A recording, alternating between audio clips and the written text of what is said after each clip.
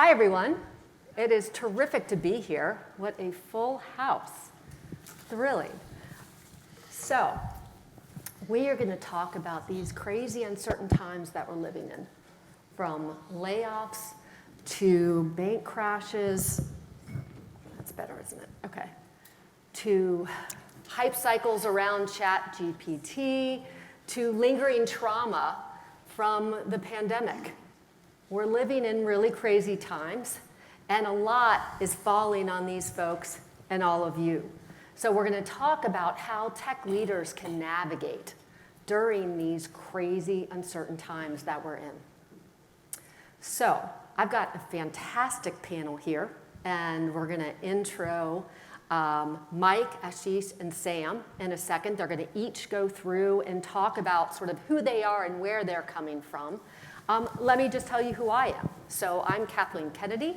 I have been at MIT for a couple decades now. I was the president of MIT Technology Review, and I am currently doing research at the MIT Center for Collective Intelligence on collective intelligence, thinking about the intersection of humans and how we work and how technology is now integrating into that, and we need new frameworks on how to do that.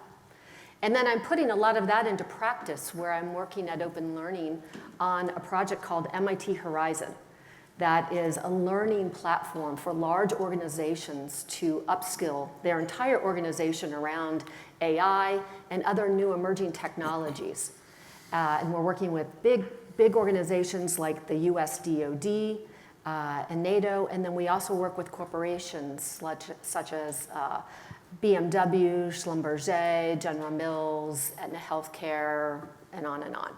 So terrific portfolio of things that I'm doing right now, and I'm so excited to have this conversation that I wonder if we can start with Sam. And Sam, just talk to us about who you are, where you're coming from, and a couple minutes on intro. Sure, thanks Kathleen. You bet. Hello everybody. It's been a great conference so far. I haven't been back since 2019, and the crowd seems amazing, and we're really epitomizing now this next generation of work, hybrid work with streaming as well, so this is pretty cool. We didn't have that a few years back. Who am I? So I'm at Deloitte Consulting. I'm a senior partner, and I have responsibility in two main areas. One of them is around what we refer to as our Operate portfolio for our government and public services practice. And Operate is all about outsourcing and helping manage services across our client base. So that goes from everything from IT operations to call center and help desk to procurement, supply chain, and mission critical systems as well. So that's one part of my role. And the other part of my role is I'm our US space consulting leader. And so I have direct client responsibility across NASA and our space portfolio as well. So stay pretty busy, lots to do with technology and digital transformation and big data. And now most recently, a lot happening with cognitive AI and generative AI. And I'm sure we'll talk a lot more about that. But that's a lot of my background for about 25 years doing large systems deployments and transformations. Wow, that's terrific. So not only on Earth, but space. So fantastic. We'll double click on that in a bit. Ashish, why don't you go ahead next? Sure. So glad to be here. Thank you. My name is Ashish Grover. I am CIO of a company called Falabella. I assume not many of you know about that company. It's a Chile-based conglomerate. We have multiple formats of retail, from department stores to home improvement to supermarket. We are also IKEA franchisee for Chile, Peru, and Colombia. We have a bank, credit card, insurance business, and we have malls, and we have all of these companies have CEOs, and there are CIOs, and then I'm the group CIO for that. So job is pretty easy. Especially lately, right? It's getting easier, isn't it? Yeah. Mike, go ahead, take it away. Kathleen, thanks for having me. Shout out to my students who are live streaming. So very quickly, engineer in Silicon Valley. After my tenure at McKinsey, co-founded 8 VC-backed tech companies. So that's been one pillar that represents where I've been focused. I've also simultaneously been a professor in the practice for the last 20 plus years, starting at MIT, but more recently at Harvard, Brown, and Berkeley. And so where I've been involved, I think all of these different pillars are mutually independent, very symbiotic. So as a professor, for my graduate students, getting them ready for the future of work, which I think will be profoundly different than anything that most of us in the room could have ever imagined. And when I hear the word hybrid work from Sam, hybrid is not just work from home and work from the office. Hybrid is the human plus the machine. That's another form of hybrid work that I want to prepare my students for. For my exec ed students, it's really a matter of what can I do to help them change what they're doing in a positive way when they leave the classroom on a Friday afternoon and head into the office on a Monday morning, right? How do we change the trajectory?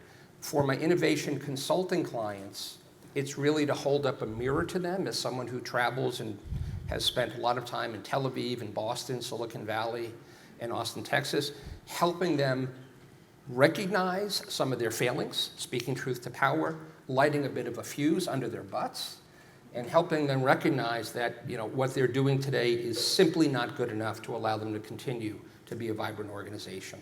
And then finally, as a startup board member, helping founders recognize that the operating conditions that they were in a year ago, which was irrational exuberance on steroids, ridiculously friendly founder terms, insane amounts of too easy cash, those days are done. So how do we get back to the fundamentals of building businesses? So that's kind of where I've been spending my time. Terrific, excellent work, and I want to double click on hybrid in a bit, but let's go to Sam. I think the next thing we want to explore is let's double click on the concept of what this is about, of, we're in challenging times.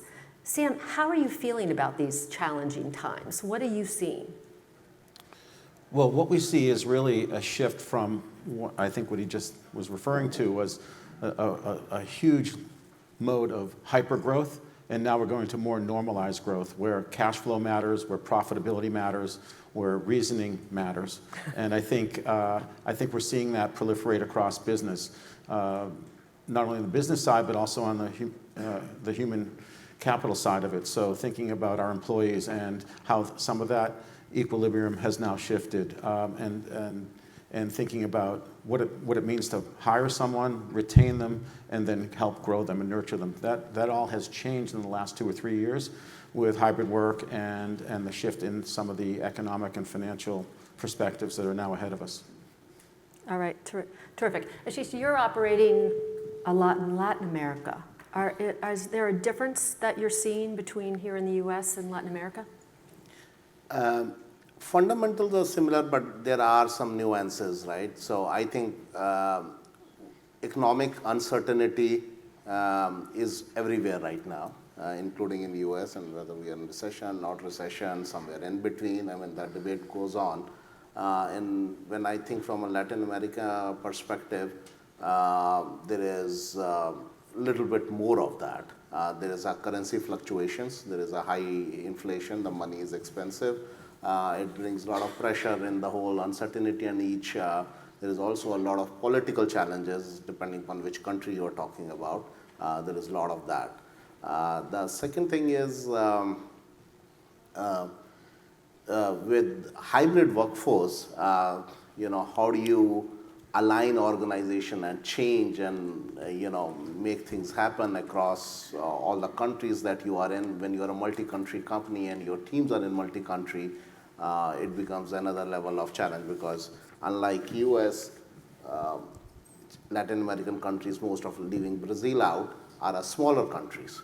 So, if you're operating in many countries, the regulations are changing, so you not only have to adapt to one regulations, but to many, many regulations, right? As we talked about as a chief regulation officer. So you need to be a little bit more dynamic in, I think, Latin America.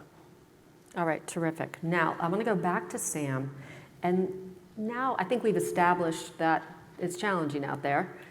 Tell us a story about how you and your team have innovated. Give us a success story of something that you've done. So one of the things that we see out there is, with the clients that we serve, is there are literally thousands and thousands of devices that are now out in the atmosphere, if you will, that are part of your enterprise, but you may or may not have full knowledge or awareness of the inventory of them, of the security levels of them, of their status.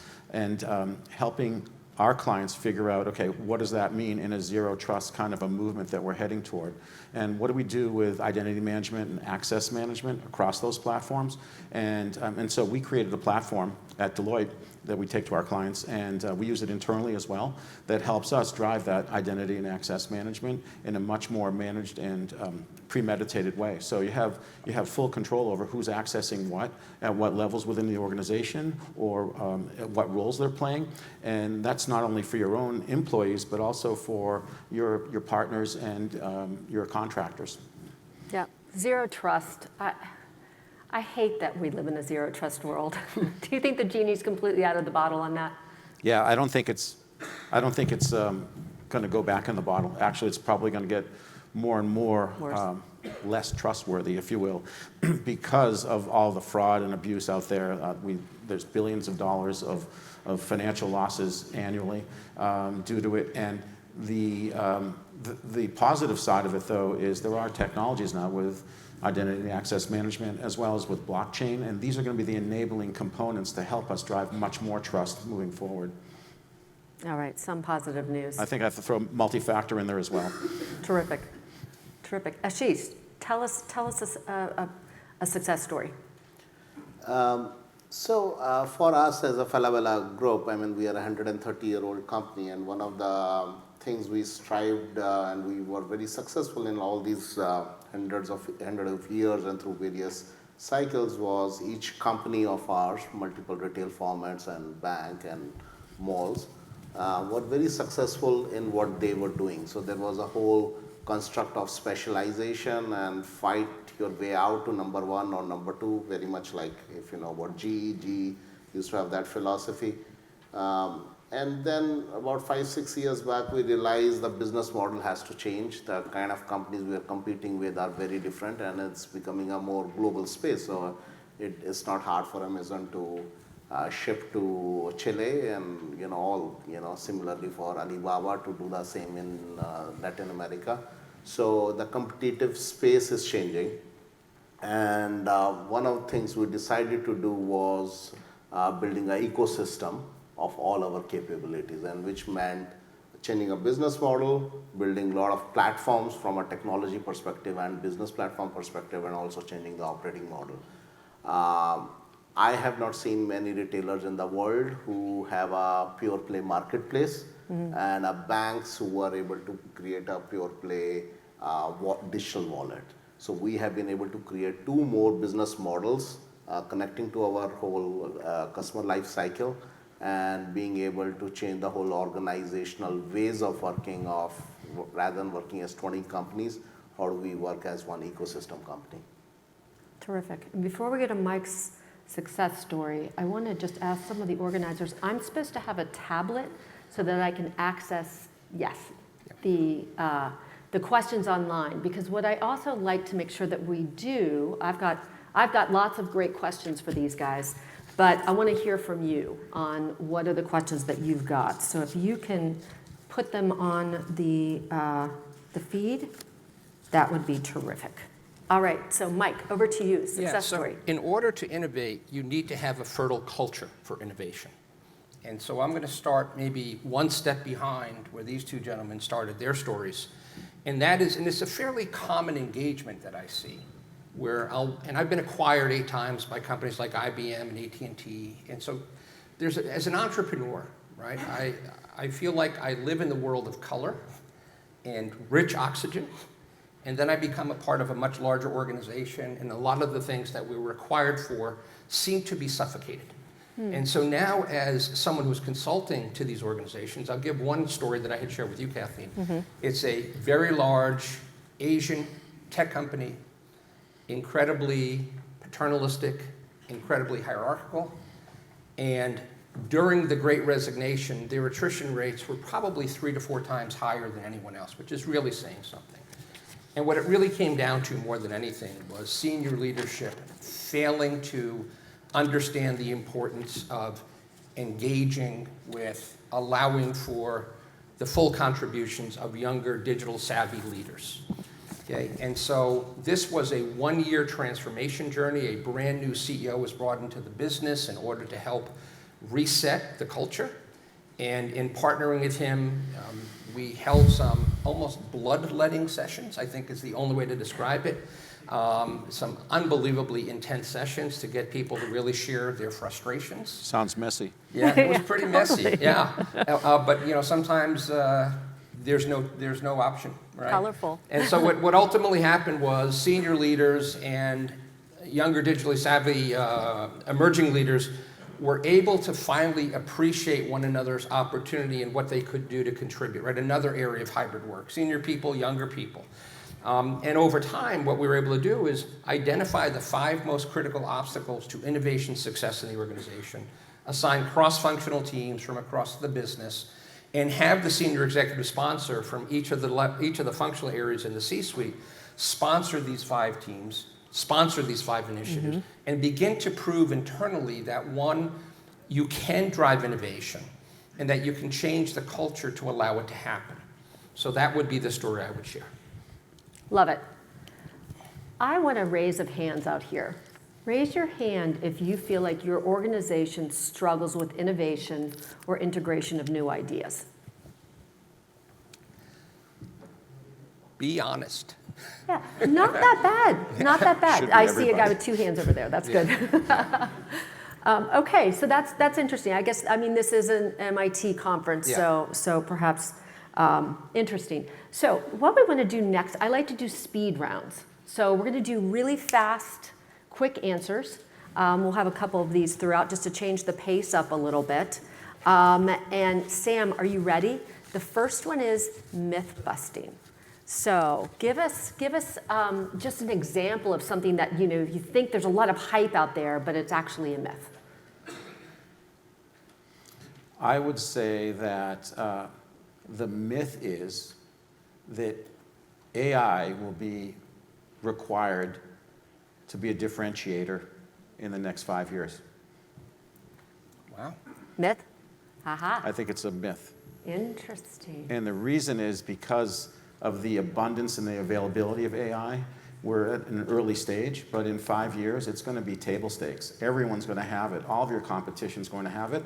And the trick is not going to be, do you have AI or do you have generative learning in your AI? It's going to really be around more of the ability to apply the AI in your business process and allow it to do mission-critical activities. We've gone through this phase of AI and reporting from basic reporting, and then we had analytics and reporting, and then it was all about trying to define or seek out insights in your reporting.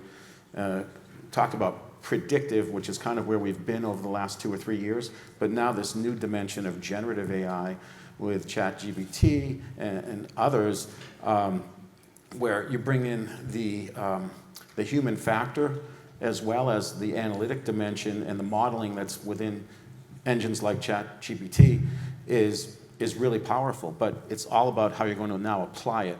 Everyone's going to have it. It's not going to be a differentiator. So you really have to prepare your organizations culturally, from a governance standpoint, from a training standpoint, and then a business strategy standpoint. What is AI really going to be, and how do we make it differentiated? Because you can expect everyone's going to have it. All right, I'm writing that down. AI will be ubiquitous. Awesome. Ashish? For me, one of the myths about, given that I've been living in a transformation like most of us, is when there is an uncertainty of economic environment or in general, there is a tough times and tough storms, transformation has to slow down and we need to get to the business as usual. I think that's a myth, and I feel, in my view, the tougher times like pandemics or economic uncertainties are the perfect time to accelerate your transformation, because there is a will at that time, as the gentleman before us was talking about. There is a will, and transformation, in my mind, requires a lot of focus and prioritization. And tough times enable our organization to be able to do all those 3 things. Terrific. Mike, Mythbuster. Yeah, I think one of the hype cycles I heard recently is that with the introduction of ChatGPT, we've gotten 5 years closer to the singularity. okay? And I find that to be laughable. And I think it just represents an incredible misunderstanding of what large language model-based AI represents. So yes, we're impressed by some of the coherent text, but we're nowhere closer to the singularity as a result of ChatGPT getting A scores on bar exams and Wharton exams. Long way to go. Love it. Okay, let's see. So one of the big challenges of CIOs is transformation, keeping the trains running on time. So how are you optimizing IT operations? And then where do you divest? I think that's an important question right now. Who wants to pick that one up? Sure, I'll go. Great. So the first part of your question was around IT operations? Yep. Yeah, and so I love the prior speaker where he talked about the silent killer. I just went for my physical yesterday, and my doctor talked about my blood pressure. He said, that's a silent killer. I'm going to have to come back to him and tell him, no, it's actually tech debt. So I got to keep an eye on my blood pressure as well. But when we think about IT operations, there's been such a huge proliferation over the last number of years around cloud and multi-cloud and around dozens of applications, lots of agile efforts, lots of individual efforts by the business trying to move quickly. But the end result of that now is, as CIOs and leaders in the business, there's a lot to manage and you don't have a good handle on all that's out there. And we think about it in my outsourcing part of my portfolio, we think about it in the following way. We think about it as operate to innovate. That helps you with that tech debt issue, and it also helps you think about how you're going to innovate. And we created this set of capabilities. We call it Operate Edge.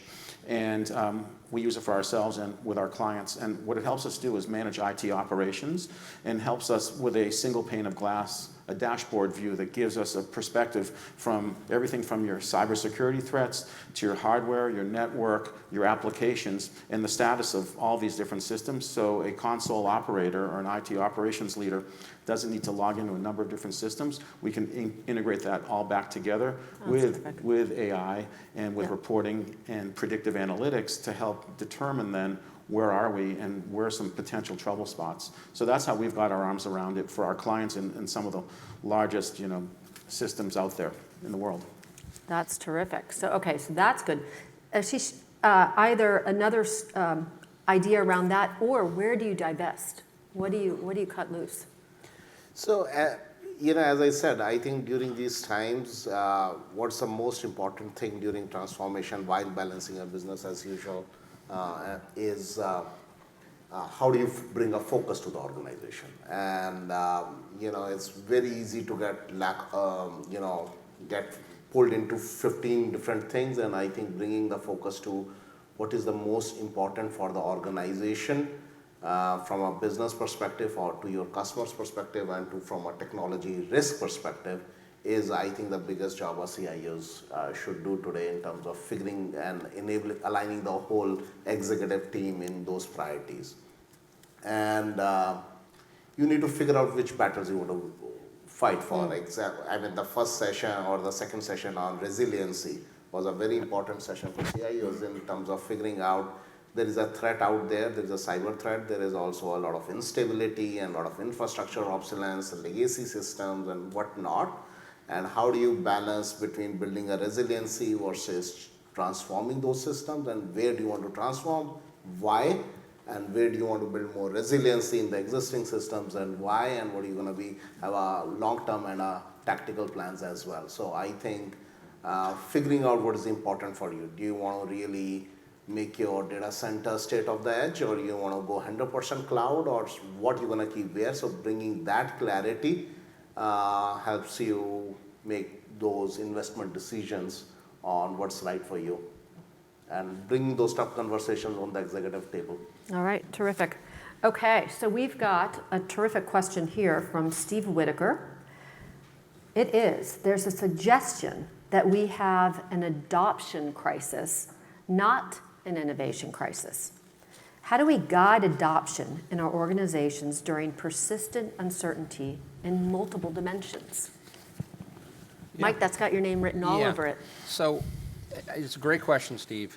And I want to share, so when ChatGPT came out, instantly, JP Morgan, Verizon, Northrop Grumman, and other organizations said, we will not allow this technology into the four walls of our organization, period, right?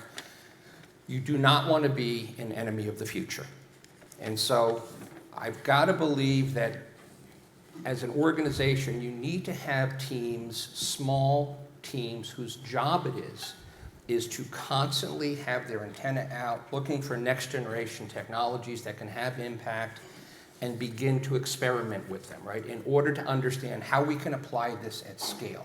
So the notion that any one technology is dangerous or doesn't suit us, to me, is very, very dangerous as a mindset. So I think every organization needs to have teams empowered to go out, spend time with VCs, spend time with startups, scour the horizon, go to conferences, and begin to bring in technology that will lend itself a competitive advantage. All right. Awesome. Okay. Ready for our next speed round? Yep. Okay. Next, what's your favorite tool right now? I would have to say ChatGPT. Anything but ChatGPT. I'm kidding. No, that's perfect, and I think that's how many in this room love ChatGPT? Yeah, it's amazing. And Bard is getting there too. Yeah. Yeah. Okay. Interesting. How many of you are building on large language models? Like you're actually building tools? So we are. Yeah, not that many. That's interesting. Are you guys building on anything right now? Absolutely, yeah. Okay, terrific. We're experimenting, like many of us. All right. Another tool? I would say there's so much to do there, and it's such early stages. The RLFH dimension is huge. The reinforcement learning with human factors is feedback, I should say, is a massive dimension of this that's very early stage. Today, the models are very sophisticated and they're cool, and we all think they're cool because you can use natural language, very simple and intuitive, and it can construct a poem, a white paper, everybody's read about it. But I think where it's headed in the next 5 years is much more affective, with an A, not an E, affective AI. And what I mean by that is the ability for the computer, if you will, to respond even more so like a human, with emotion, with expression, with much more of a human sensibility. And that's where we're headed is, and so it's very early stage, and that's why it's one of my favorites. That's terrific. Ashish? Not that ChatGPT is gone off the list. Sorry about that. Nah, I was joking. So for me, living in Chile and not native from Latin America and learning Spanish, and having my 90% of business in Spanish and 90% of my WhatsApp messages and emails on Spanish, live translation tools have been amazing support to me, and I keep playing with it. It's incredible that they're still not that good. The live translation is still hard, and I have tons of stories that you can laugh at on what happens in the live translations and how do you, how much, how helpful and painful it is when you have a live translation, you are laughing at jokes few seconds later, you have a male and female voices coming in the same way, so how do you act using these translation models, and in the meetings, how do you do that? So those type of tools I've been experimenting a lot and having a lot of fun with. Yeah, terrific. And I agree. I think that there's definitely room to grow there too, for sure. Mike, favorite tool? Yeah, so on Saturday on the Wall Street Journal, there was an article that reported findings that remote work will have a negative effect on collaboration and innovation.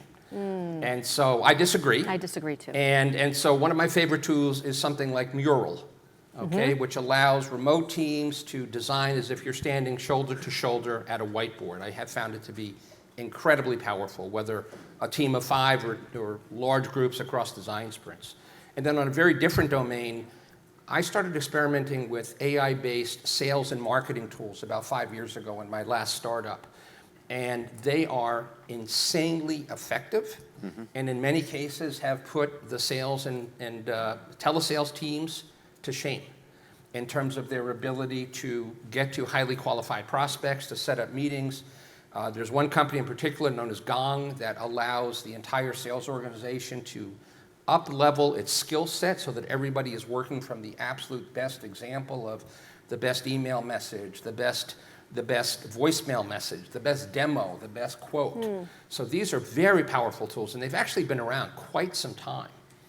And I can't imagine any company that I'm advising not using them today.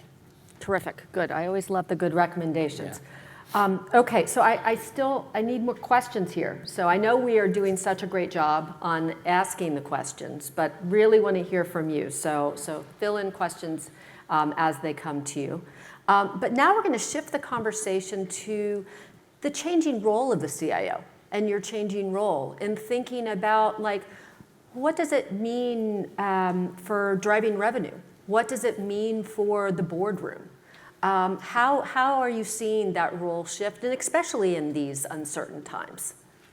Ashish, you want to run with that? Sure. I mean, one of the challenges as a technology leaders is for non-technology leaders, it's very difficult to visualize technology. So if I am going to talk to my business leader, and business leader is going to talk about, sourcing and 50 ships coming in and stuck in China port, and as I'm talking this through, the 50 ships docking in the dockyards and cannot leave, you have an image going on in your minds, right?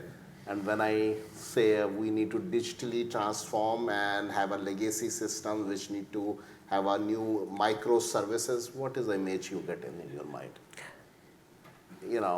It's difficult to visualize. Right. Anything which is difficult to visualize is very difficult to comprehend in terms of importance of it, in terms of budgetary needs of it, and everything on that, right?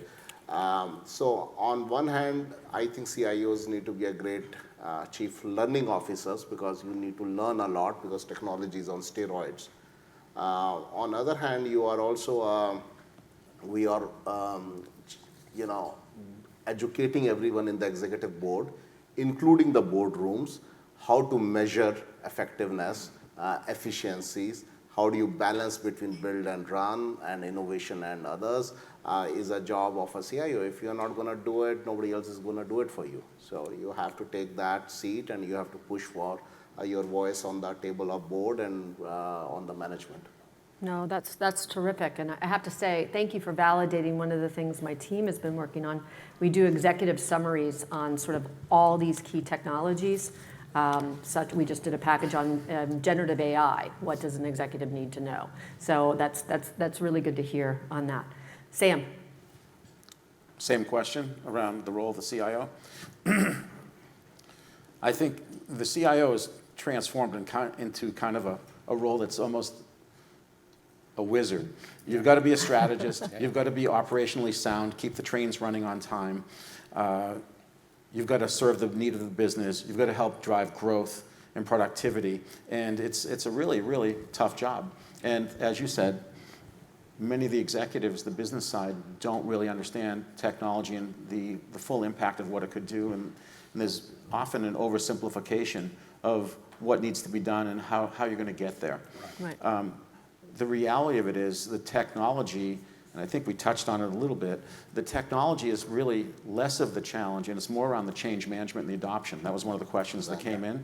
And so we try to spend a lot of time around, okay, we can get the technology up and running, but we've got to follow this disciplined approach around driving change and driving adoption. And that's probably a much bigger challenge than the technology side of it. Yeah, terrific. In your years of experience in working with lots of different companies, what are you seeing a change in the boardroom? I mean, having attended this event for 20 years and the different discourse 20 years ago, the T-shaped CIO, right? It used to be you were all about tech. Now you have to have, in your words, you have to have a lot of context, right?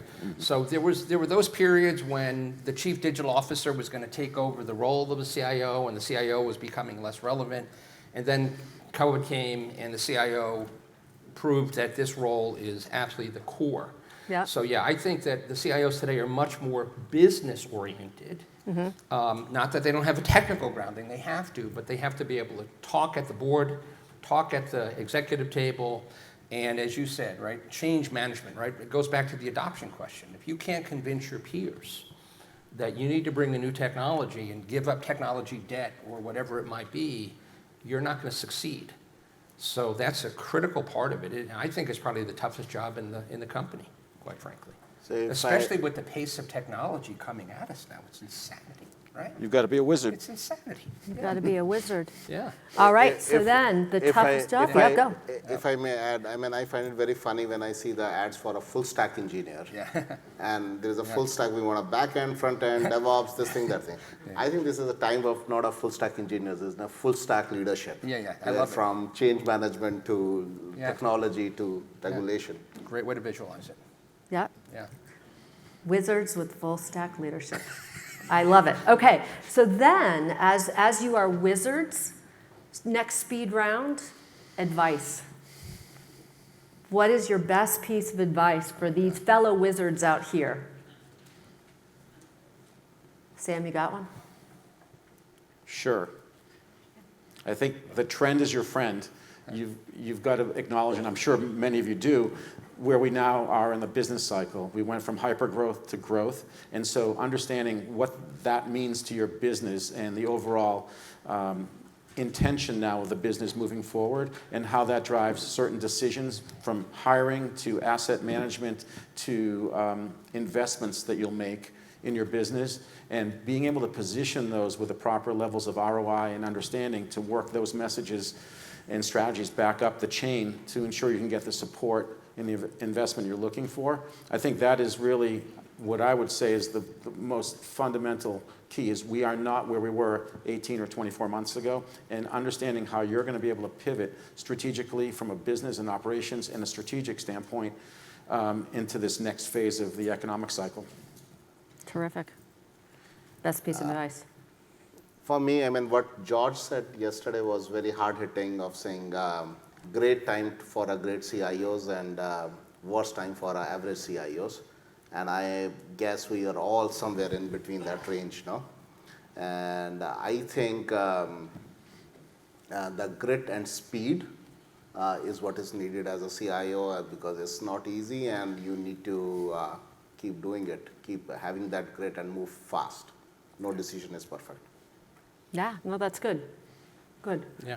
Mike? As insane as your schedules are, and I'm sure they're insane, the ability to get out of the office and go out and meet with your stakeholders, meet with your end user customers and your users, meet with all of the different people who are important to the success of the company. I think rather than hearing that information filtered from others, the ability to actually look people in the eye and feel it inside and have a deep understanding of what's happening in the business so that you can make decisions based on that deep understanding, to me, would be incredibly important. Terrific. How do you make smarter decisions? I think smart decisions are made by smart people. And so, to me, I want to hire the smartest team that I can. I want to give them all of the autonomy in the world to do what they do best and give them absolute voice at the table and be there to listen to them, right? And this, you know, I know one of the questions was, where'd you ever get the best advice? It was from the former CEO of Procter & Gamble, John Pepper. And Pepper was 25 years ahead of his time, legendary CEO.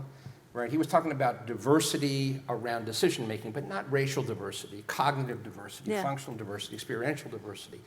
And so to me, the more I can surround myself with different perspectives, with really smart people, the smarter, you know, it's much easier to make a smart decision that way.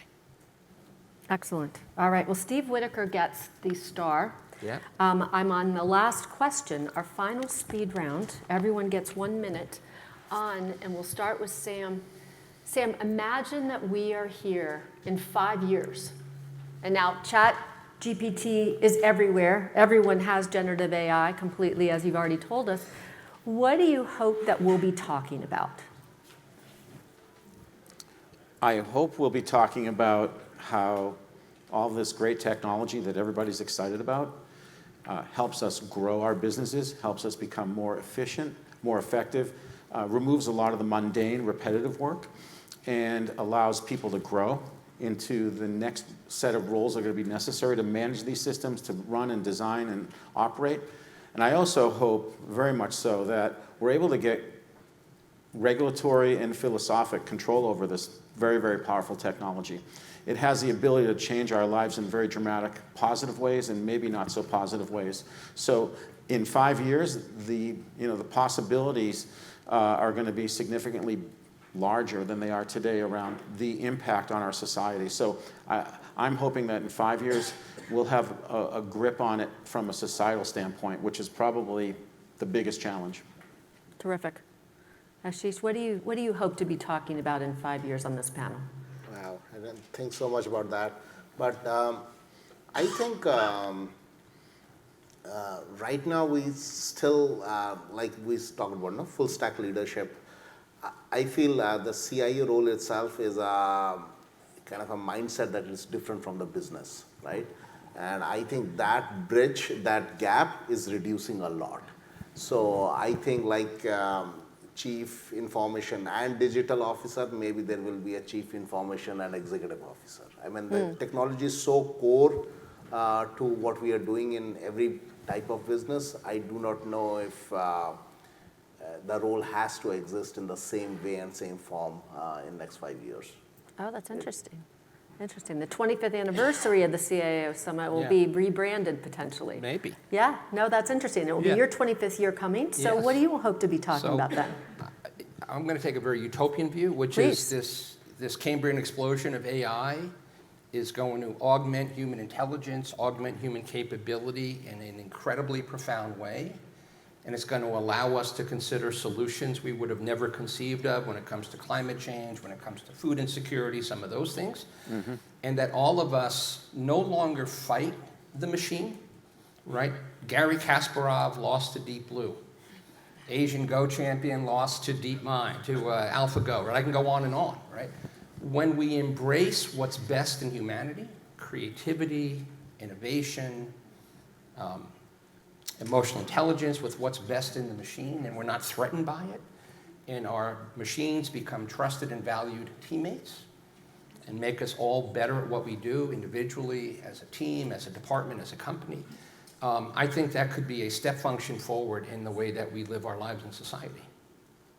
So that's what I'd like to be talking about 5 years from now. And the debt crisis is behind us, and we're good. Hear, hear. Yeah, I know, exactly. terrific. I'd say drop the mic and thank you and give a big round of applause for the students.